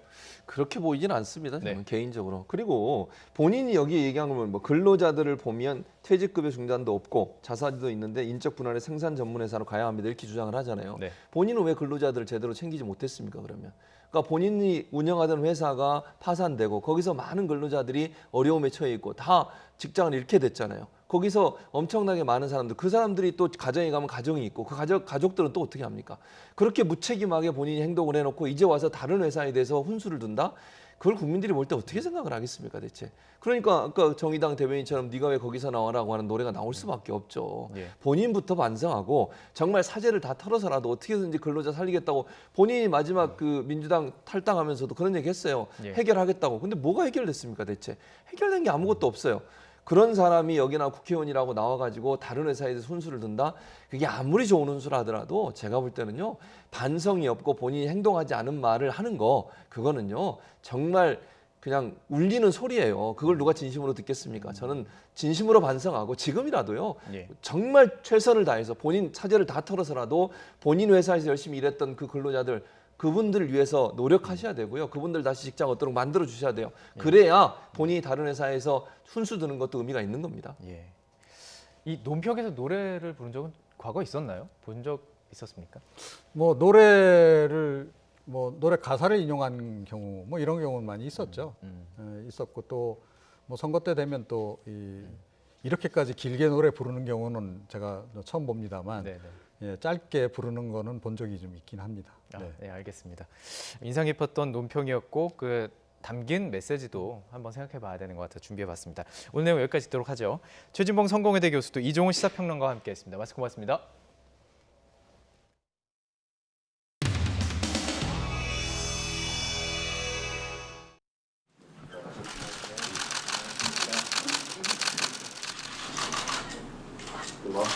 또 뭐라 할까 봐. 이때고 와주셔서 나도 고마워. 우리 오늘 안철수 대표님의 매력에 푹 빠져보시기를 기대하겠습니다. 좋은 시간 되시기 바랍니다. 고맙습니다.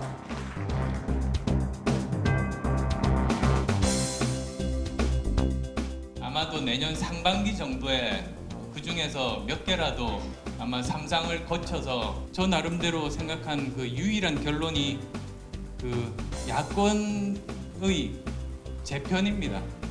야권이 재편돼서 새로운 혁신 플랫폼을 만들고 우리만의 정책 이런 것들을 이야기를 할 때 다시 국민들이 관심을 가지고 귀를 기울일 것이고. 자, 거기서의 안철수의 역할은 무엇이라고 생각하세요? 저는 정권 교체를 위해서 어떤 역할이든지 할 각오입니다. 어떤 역할이라도 하겠다는 건 서울시장 출마도. 저는 정권 교체를 위해 어떤 역할이든지 하겠습니다. 기자님들한테 서비스해드린 겁니다.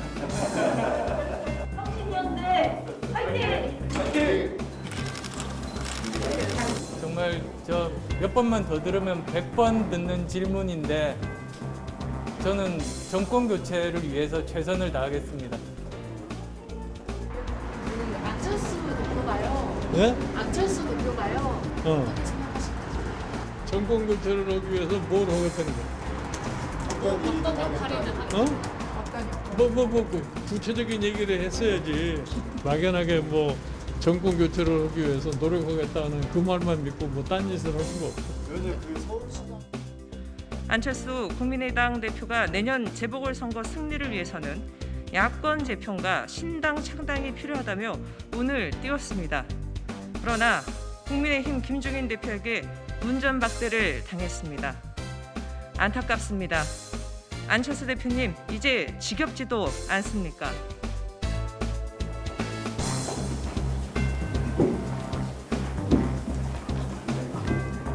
국민의힘 그 의원들에게서 공감하는 반응들을 지금 듣고 있고 이번 주에 이와 관련된 좀 구체적인 논의들이 진행될 예정입니다. 국민의힘 지도부랑도 얘기가 된 건가 아니면 토론분들하고만? 국민의힘 김종인 비대위원장 등 지도부에서는 혁신에 참여하고 싶고 혁신에 대한 의지가 생기시면 그때 참여하셔도 충분할 것으로 보이고요. 자체는 높지 않지만 여전히 대선 주자 선호도 조사 보면은 뭐 순위는 상위권입니다. 내가 사실은 안철수 대표라는 사람도 어떤 분이라는 걸 너무 잘 알아요.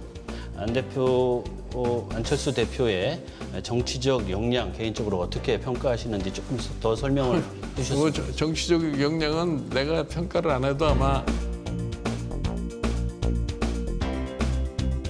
이미 다른 사람들이 다 알 거라고 나는 생각을 합니다. 그러니까 무슨 이 정치적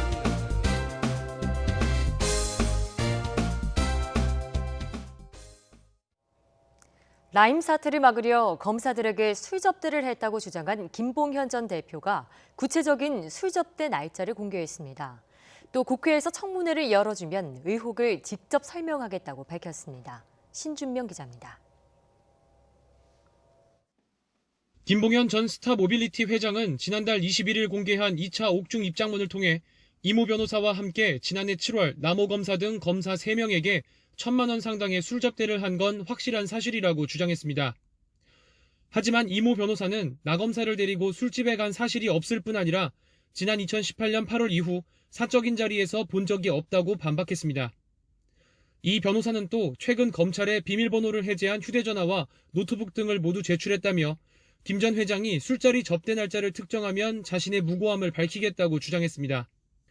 이에 맞서 김 전 회장은 술 접대 날짜는 지난 2019년 7월 12일과 18일이라며 반격에 나섰습니다. 휴대전화 기록 등을 통해 당시 이 변호사의 행적을 추적하면 누구의 말이 진실인지 규명할 수 있다는 취지입니다. 김 전 회장은 변호인을 통해 검찰이 제시한 관련자들의 휴대전화 포렌식 자료와 통화 기록 등을 토대로 날짜를 특정할 수 있었다며 이 변호사가 이에 반론할 것이 있다면 공개하라고 촉구했습니다. 김 전 회장은 또 직접 답변하고 설명할 기회가 있다면 얼마든지 응하겠다고도 했습니다. 김 전 회장은 특히 국회에서 청문회 등을 만들어준다면 국민이 궁금해하는 내용을 소상하게 밝히겠다고 변호인을 통해 전했습니다. 앞서 김 전 회장은 검사 술접대 의혹과 관련해 법무부의 감찰을 3차례 받았습니다.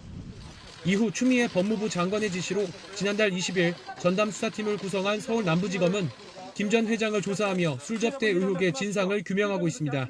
YTN 신준명입니다. 고 박원순 전 서울시장의 업무용 휴대전화는 사실상 봉인된 상태였는데요. 압수수색 영장 발부로 디지털 포렌식이 이뤄지면서 피소 사실 유출 경위 파악에 속도가 붙을 것으로 보입니다. 강희경 기자가 보도합니다.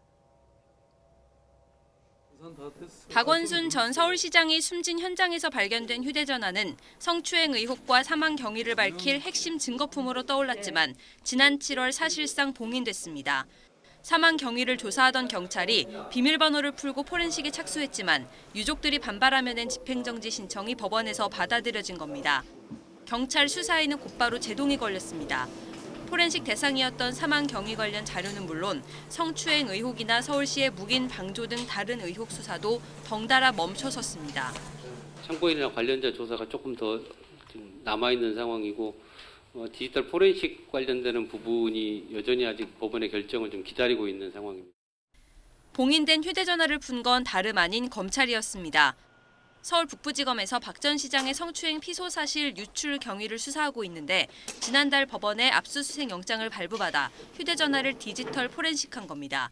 다만 박 전 시장에게 피소 사실이 전달되는 과정에 누가 개입했는지 등에 대해서는 아직 결론 내린 게 없는 것으로 전해졌습니다.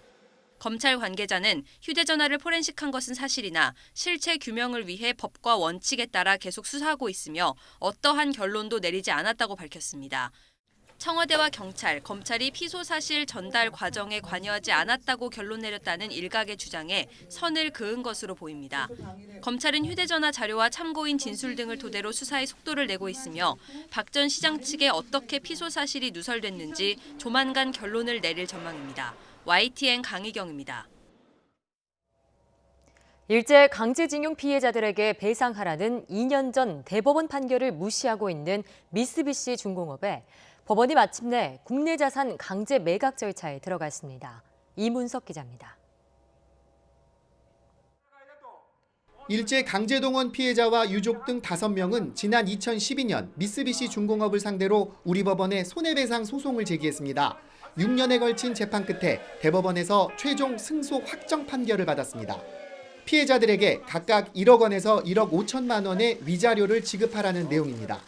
하지만 미쓰비시 중공업은 2년이 지난 지금까지 배상을 외면하고 있습니다. 도둑놈 심보를 가지고 가슴에 손을 놓고 생각지도 못하고 지금 우리 나이 먹은 할머니들을 어서 죽으라는 뱉기. 그래서 징용 피해자와 유족은 미쓰비시 중공업이 소유하고 있는 특허권과 상표권 8건에 대해 압류 절차를 진행하고 있습니다. 대전지방법원은 압류자산의 매각 명령 신청을 처리하기 위해 미쓰비시 중공업에 의견을 제출하라는 신문서를 공시 송달했고 일정 시간이 지나 이제 효력이 발생했습니다. 공시 송달은 소송 당사자가 일반적인 방법으로 법원 서류를 전달받지 못할 때 법원 관보 등에 게시하고 일정 기간이 지나면 전달된 것으로 간주하는 절차입니다. 압류 명령에 대한 공시 송달 효력도 다음 달 29일과 30일부터 발생합니다. 그렇게 되면 우리 법원은 미쓰비시 중공업 국내 자산 매각 절차를 진행할 수 있는 법적 근거를 모두 확보하게 됩니다. 일본 정부는 누누이 현금화 되는 사태는 막겠다라고 했는데 유일한 방법이 있습니다. 그것은 법원의 명령대로 판결을 지금이라도 이행하면 됩니다. 미쓰비시 중공업 측은 일본 언론을 통해 국내 자산 매각과 관련한 신문서에 대해 의견을 제출할 예정이라고 밝혔습니다. 그러나 한일 청구권 협정에 의해 완전하고 최종적으로 해결된 것으로 이해한다는 일본 정부의 입장을 되풀이해 스스로 배상 판결을 받아들여 강제 집행을 멈출 기회를 포기할 가능성이 커 보입니다. YTN 이문석입니다. 의대생들이 응시를 거부했던 의사국시 실기시험이 오늘 끝났는데요. 86%, 무려 2,700여 명이 시험을 치르지 않았습니다. 그 수만큼 내년에 의사가 부족해지는 건데 의료계와 정부의 움직임이 있을지 주목됩니다. 보도에 박홍구 기자입니다.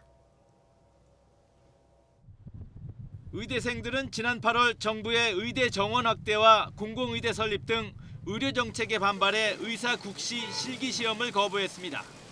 그 결과 지난 9월 8일부터 2달간 실시한 시험에는 응시 대상자 3,172명 가운데 446명, 14.1%만이 참여했습니다.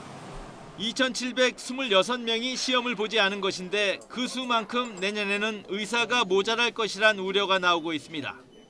신규 의사가 적게 배출되면 병원의 인턴 의사와 지역보건소의 공중보건의, 그리고 군의관이 부족해집니다. 의료계는 이 같은 의료 공백을 막기 위해 정부가 국시 재응시의 길을 열어줘야 한다고 주장해왔습니다. 대한의사협회는 국시 실기시험 문제 해결은 지난 9월 4일 맺은 의정 합의의 기본 전제라며 정부의 전향적 태도를 촉구하고 있습니다. 의대생들은 실기시험은 거부했지만 내년 1월 국시 필기시험에는 3,196명이 응시 원서를 냈습니다. 이에 따라 내년에만 예외적으로 필기시험을 치른 뒤 2, 3월쯤 실기시험을 추가로 치르는 방안을 의협 등은 기대하고 있습니다. 하지만 보건복지부는 실기평가에 걸리는 시간과 공중보건의와 인턴의사 수급 시기 등을 감안하면 내년 봄 실기시험 재실시는 현실성이 떨어지는 대안으로 보고 있습니다. 다만 정부도 최근엔 국민적 동의 없이 국시 추가 응시를 허용해서는 안 된다는 기존 입장보다는 의료인력 공백에 관해 여러 고민이 있다는 점을 더 드러내고 있어 원만한 해법이 모색될 수도 있다는 관측이 나오고 있습니다. YTN 박홍구입니다. 대가성이 없었다며 공군경찰이 무혐의 처리한 특혜복무 의혹 사건이 군 검찰 수사에서 결과가 뒤집혔습니다. 한 끼 수십만 원대 식사 등 뇌물수뢰 행위가 여러 차례나 있었다는 건데요. 김문경 기자가 보도합니다. 지난 6월 청와대 국민청원 게시판에 공군 모부대 A모 병사의 특혜 복무 의혹이 제기됐습니다. 간부가 A 병사의 세탁물을 외부로 전달하고 외출 시 특혜를 줬다는 등의 내용이었습니다. 당시 편의 제공을 둘러싸고 의혹이 무성했지만 지난 8월 공군 군사경찰은 대가성이 확인되지 않는다며 무혐의 처분했습니다. 그러나 이 같은 결론은 석 달 만에 다시 뒤집혔습니다. 공군본부 보통검찰부가 몸이 약하니 잘 보살펴달라는 청탁과 함께 A 병사의 아버지로부터 4차례에 걸쳐 80여만 원의 식사 대접을 받은 소속 부대장 비모 소령을 뇌물수수 혐의로 기소한 겁니다. 군 검찰이 파악한 1인당 한 끼 식사값은 20만 원 상당에 달했습니다. 비 소령과 2차례 동석했던 시모 준이와 이들에게 식사를 대접한 A 병사의 부친 역시 각각 국방부 검찰단과 민간 검찰에 수사 의뢰했습니다. 또 A 병사의 세탁물을 반출했던 D모 중사도 비소령과 함께 2차례에 걸쳐 식사 대접을 받은 것으로 확인됐습니다. 비소령과 D 중사는 특히 휴대전화를 훼손하는 등 의심할 만한 행동이 드러났지만 군사경찰은 혐의를 확인하지 못하고 수사를 마무리했습니다. 외출 시 목적지를 벗어나 무단 이탈 혐의를 받았던 A 병사는 군 검찰 수사에서는 부서장의 허락이 있었다며 무혐의 처리를 받았습니다. 군 복무의 형평성 문제를 불러왔던 특혜 복무 의혹에 군 간부가 개입된 사실이 드러난 데 이어 군 경찰의 부실 수사도 함께 도마에 올랐습니다. YTN 김문경입니다. 오늘 오후 6시 12분쯤 서울 강남구 아셈타워에 폭발물을 설치했다는 112 신고가 들어와 건물에 있던 4천여 명이 대피했습니다. 다음 주 월요일까지 돈을 입금하지 않으면 설치한 폭탄을 터뜨리겠다는 신고에 경찰은 건물에 있던 사람들을 대피시킨 뒤 1시간 반 가까이 수색했지만 폭발물은 발견되지 않았습니다. 이탈리아 국가의사협회는 코로나19 환자가 급증해 의료 시스템이 붕괴 위기에 처했다며 지난 봄과 같은 전국 단위의 전면적인 봉쇄가 필요하다고 밝혔습니다. 의사협회는 지난주 코로나19 관련 입원 환자가 하루 평균 1,000명, 중환자는 110명씩 증가했다면서 이러한 확산 추세를 꺾지 못하면 한 달 사이에 사망자가 10,000명 이상 불어나고 중환자도 5,000명 선을 넘는 등 재앙이 닥칠 것이라고 경고했습니다. 독자 기술로 개발된 우리 해군의 3,000톤급 잠수함 안무함의 진수식이 오늘 거제 옥포 조선소에서 열렸습니다. 대양에서 작전을 수행할 수 있는 안무함은 길이 83.3m, 폭 9.6m에 탑승 인원은 50여 명으로 수중 탐지 능력과 잠항 기간, 장거리 전략 목표 타격 능력 등을 높였습니다. 호주에서 한국으로 건너와 사제로서 60여 년간 활동한 황 프란치스코 신부가 향년 89세로 선종했습니다. 한국 천주교 회의는 황 신부가 어제 선종했다면서 전쟁 후 가난하게 살던 한국인들과 동고동락하며 어려움을 함께 나눈 이웃이자 본당 사제로 사목 활동을 했다고 밝혔습니다.